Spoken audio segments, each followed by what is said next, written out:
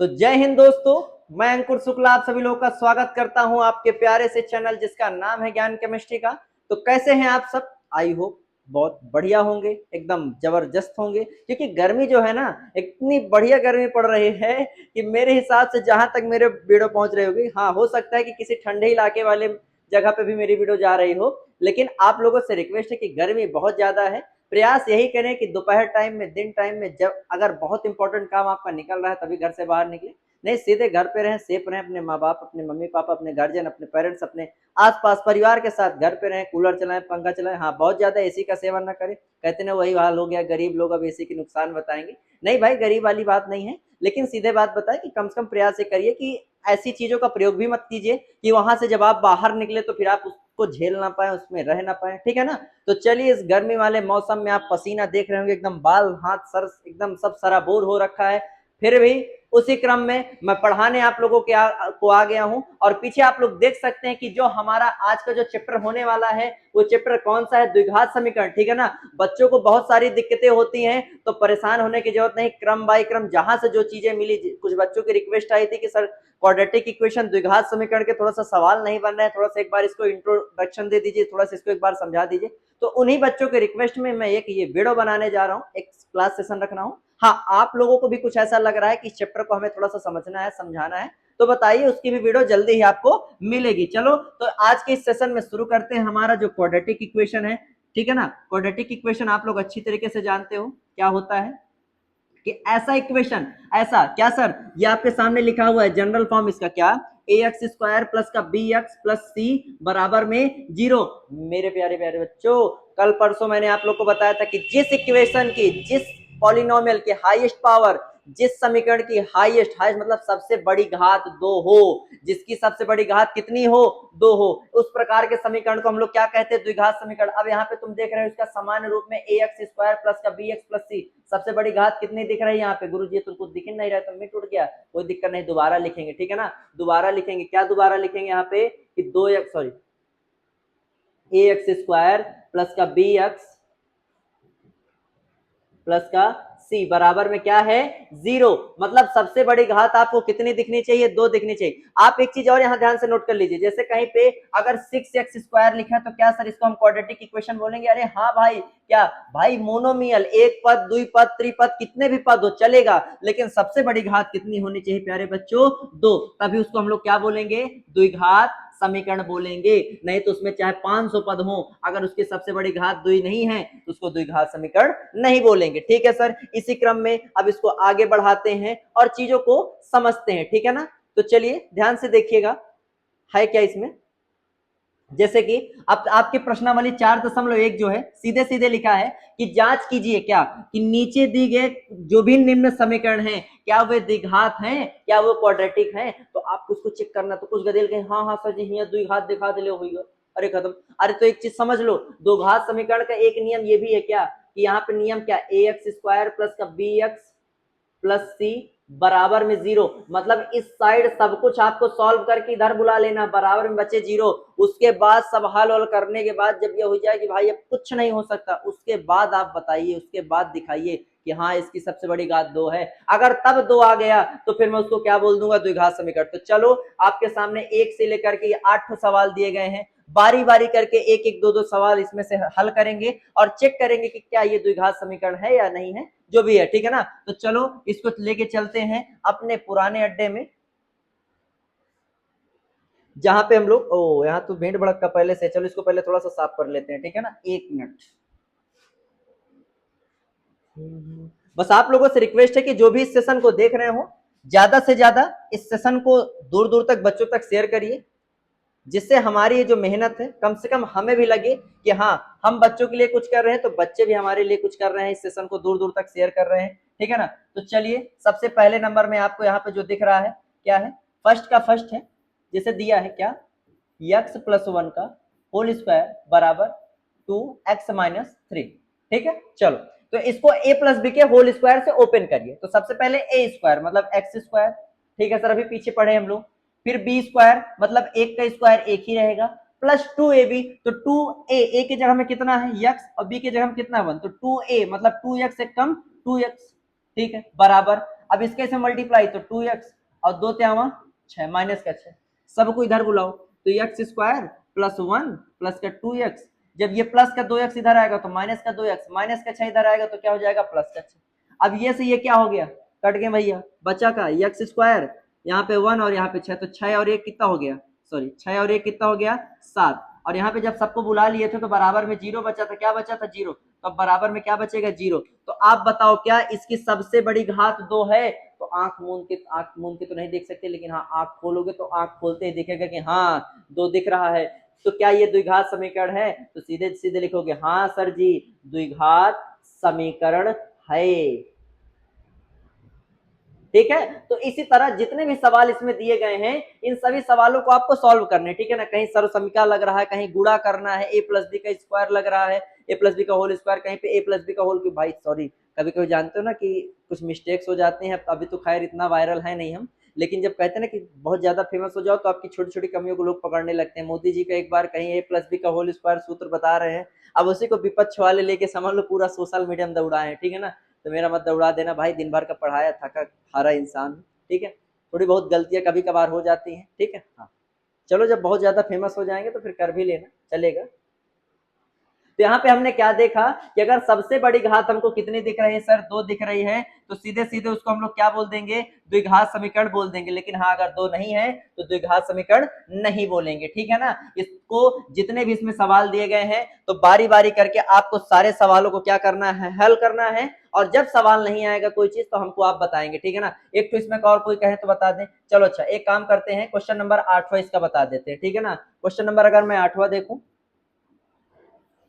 लिखा है x cube minus का 4x स्क्वायर, थोड़ा सॉरी इधर से लिखते हैं,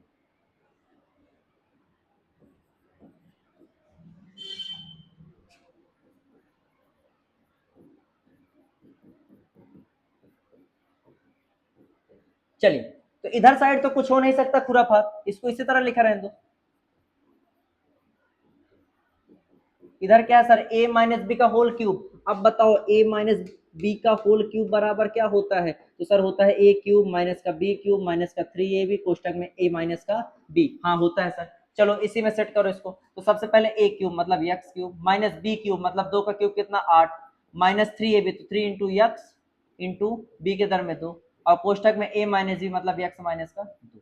चलिए सर आगे, तो एक्स क्यूब माइनस का 4x square minus x plus का 1 बराबर इधर एक्स क्यूब माइनस 8, अब 3x 3 दूनी 6 और 6x का जब अंदर गुणा होगा तो माइनस का 6x स्क्वायर, अब 3 दोनों 6x आया और इसका अंदर इसमें भी होगा 2 में भी, तो माइनस माइनस का हो जाएगा प्लस, और देखिए 3 दूनी 6x और 6 दूनी 12x हो जाएगा, ठीक है सर।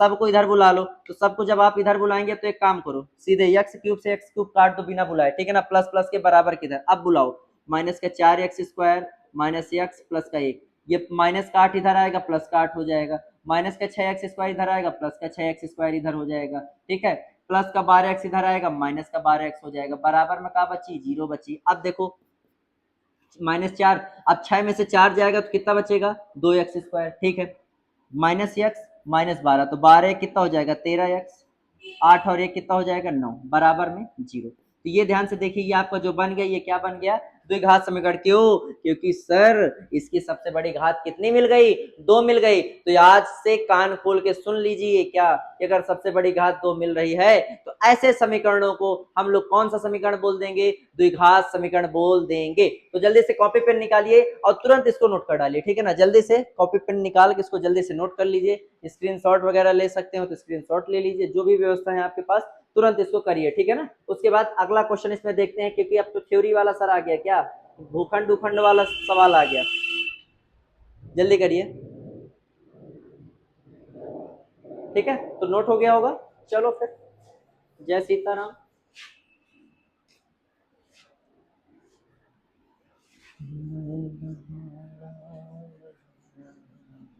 चलिए ध्यान से देखिएगा, अब इसमें जितने भी क्वेश्चन आप लोग कर लीजिएगा, ठीक है ना, अगर नहीं आ रहे हैं तो बताइएगा, हम उसको भी बताएंगे।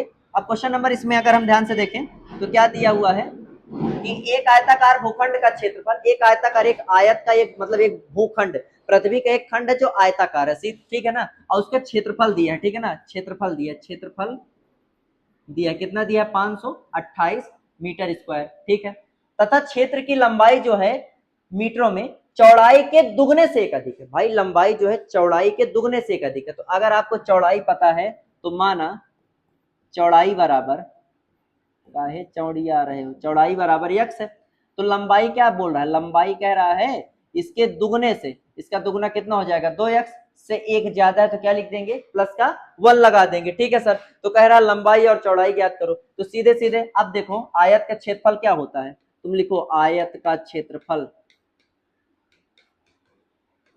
तो गुरुजी आयत का क्षेत्रफल का, पहली बात आयत का क्षेत्रफल दिया कितना दिया 528, और क्षेत्रफल का सूत्र क्या होता है लंबाई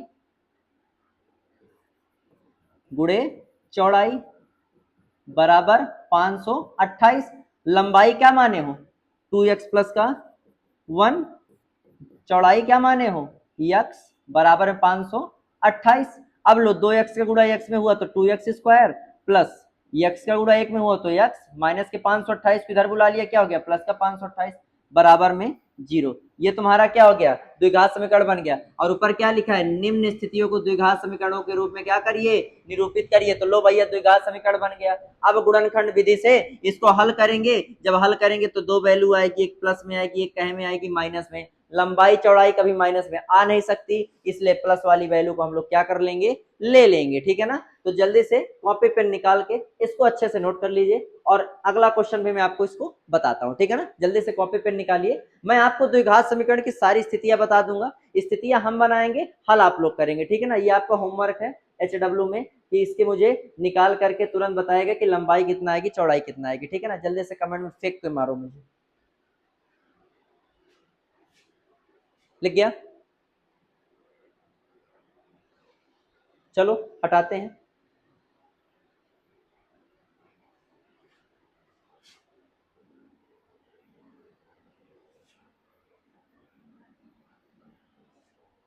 द्विघात समीकरण हम बनाते हैं, बाकी सारा सवाल सॉल्व आप करेंगे। ठीक है ना,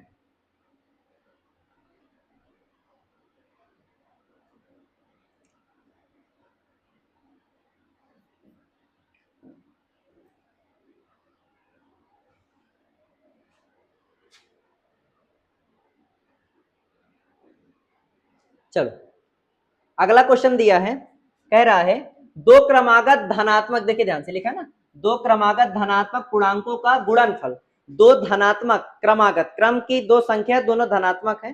तो मान लिया, माना पहली संख्या बराबर x तथा दूसरी संख्या बराबर,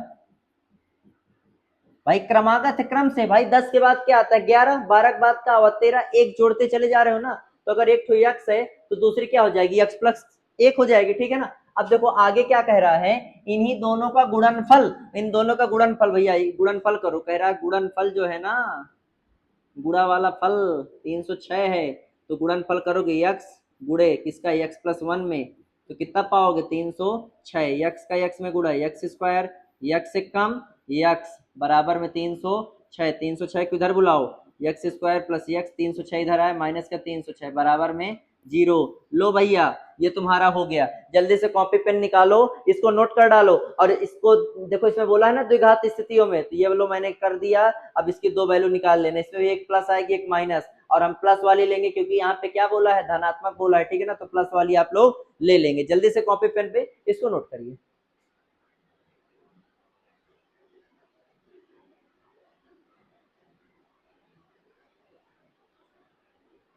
चले आगे,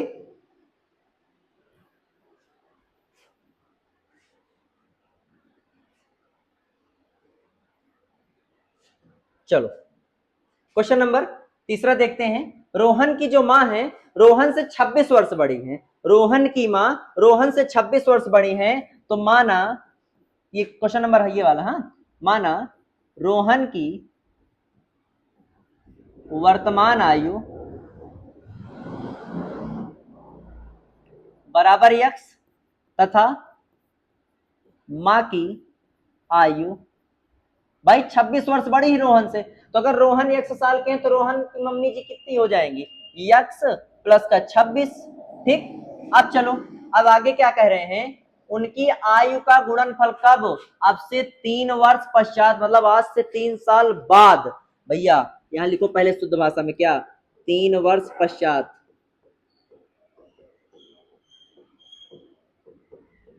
रोहन आज x साल के हैं, तो 3 साल बाद रोहन की उम्र क्या हो जाएगी? रोहन की उम्र हो जाएगी x प्लस का 3। और मम्मी की, माँ की उम्र कितनी हो जाएगी? आज x प्लस 26 है, 3 साल बाद 3 और जोड़ दो, कितना हो जाएगा? x प्लस का 29। आप ध्यान से देखिए, अब हमसे क्या कह रहा है? दोनों की आयु का गुणनफल, दोनों की आयु का जो गुणनफल है वो कितना है? दोनों की आयु का जो गुणनफल है 3 वर्ष पश्चात वो कितना है? 300। 300 कितना है? 60 है। चलो तो दोनों को गुणनफल करो, x प्लस 3 गुणे x प्लस 29 कितना है? 360।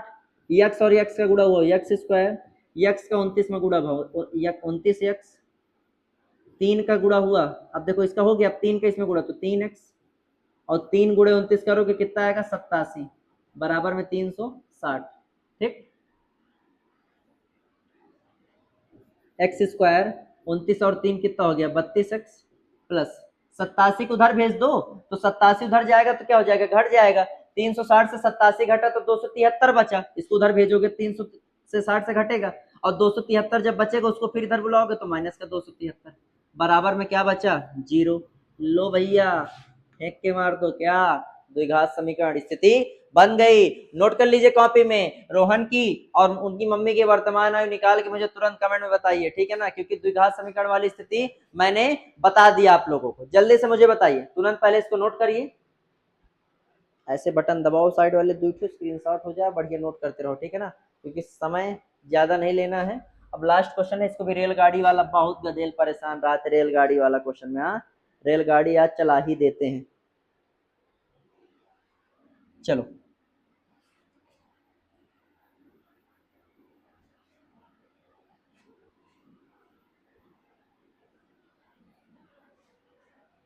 तो रेलगाड़ी वाला जो क्वेश्चन है कुछ यूं है, एक रेलगाड़ी है जो अपने एक समान चाल से तय कर चल रही है 480 किलोमीटर दूरी तय करने के लिए, तो चुप्पे लिख लो दूरी बराबर कितना? 480 किलोमीटर। अब कह रहे हैं एक समान चाल से चल रहे हैं और लास्ट में हमको ज्ञात क्या करना? रेलगाड़ी की चाल। तो हमने मान लिया कि माना रेलगाड़ी की चाल बराबर यक्स किलोमीटर प्रति घंटा, गाड़ी यक्स किलोमीटर प्रति घंटा की रफ्तार से भाग रही है, ठीक है ना, इस दूरी को तय करने के लिए, तब उसको समय क्या लगेगा? तो हम जानते हैं समय बराबर सूत्र क्या होता है, समय बराबर होता है दूरी बटे चाल। तो दूरी है प्यारे बच्चों 480 और चाल कितना है? यक्स, तो समय कितना लगेगा? 480 बटे यक्स लगेगा। ठीक है सर। अब थोड़ी देर बाद अचानक से ब्रेक मारी ने कोई सामने आ गया, फूफा मौसी कोई ना कोई समूह आ गया, ठीक है, रेलगाड़ी के, तो अचानक से उनकी जो चाल है, ब्रेक व्रिक मारने से उनकी जो चाल है 8 किलोमीटर प्रति घंटा कम हो जाती है। क्या हो जाती? कम। मतलब जो चाल है ना पहले जितनी भी थी, अब चाल 8 किलोमीटर प्रति घंटा कम हो गई, तो अब 8 घटा दो यक्स में से, तो उनको समय जितना पहले लगता था, देखो ध्यान से लिखा है, जितना समय उनको पहले लगता था उसमें 3 घंटा अधिक लगने लगा। तो पहले कितना लगता था? 480 बटे यक्स, अब 3 घंटे अधिक लगने लगा तो 3 जोड़ दो, यहाँ 1 लगाया तो क्या बनेगा? 480 प्लस यक्स का यहाँ मल्टीप्लाई 3x, और नीचे क्या हो जाएगा? यक्स एक कम यक्स। ठीक, इतना समय लगने लगा, लेकिन जो दूरी है, दूरी तो कम ज्यादा हो नहीं जाएगी कि कम ज्यादा हो जाएगी? नहीं होगी सर, बिल्कुल। तो चलो अब इसको सॉल्व करते हैं आगे। अब देखिए हम लोग जानते हैं क्या, कि दूरी बराबर चाल गुणे समय। यहां से पसीना बह के मुंह में आ रहा है। हाँ, 480 दूरी है, चाल कितना है भैया? यक्स माइनस का 8, और समय कितना है? ये देखिए 480 प्लस का 3x बटा यक्स, तो 480 बराबर यक्स कैसे मल्टीप्लाई? 480x, यक्स का मल्टीप्लाई इसमें 3x स्क्वायर, 8 कैसे मल्टीप्लाई करो? 480 का अगर मैं मल्टीप्लाई करूं कितना? 8 में 3840 आएगा क्या? मेरे हिसाब से 3840 गुणा कर ही लेते हैं। ठीक, 3840 आएगा, बाकी देख लेते हैं, इधर पहले से ही लिख के दे रहा हूँ। 8 अठाई 64 की 4 हासिल 6, 8 चौको 32, 6 38 और 1 0 3840। अरे वाह मास्टर साहब, गुड़ा वीआईपी करते हैं। इसमें गुड़ा की 3840 और माइनस माइनस प्लस का माइनस, 8 त्रिक 24x, और नीचे पूरे में क्या है भैया x। अब ध्यान से देखो ये x यहाँ पहुंच जाएगा, तो x का जब इसमें मल्टीप्लाई हो जाएगा तो 480x हो जाएगा। तो 480x से ये वाला 480x क्या हो गया, उड़ गया, बचा क्या 3x² माइनस का 24x पहले लिख दो और माइनस 3840 बराबर में क्या बचा 0। लो प्यारे बच्चों फेंक के मारो, द्विघात समीकरण तुम्हारा क्या हो गया, बन गया। तो सर वास्तव में द्विघात समीकरण एकदम बढ़िया से समझा दिया, लग रहा है कि हाँ द्विघात समीकरण पढ़ लिया है।